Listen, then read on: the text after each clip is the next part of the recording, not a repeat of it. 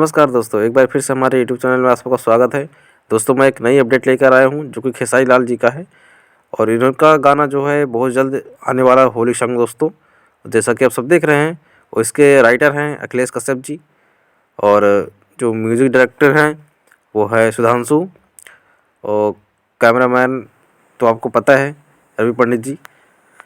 काफ़ी ज़बरदस्त सॉन्ग है दोस्तों। इसका जैसे भी अपडेट आता है वो मैं आपको फिर से बताऊंगा। ठीक है, टीजर आएगा तो आज की वीडियो में इतना ही, फिर मिलेंगे नई वीडियो के साथ।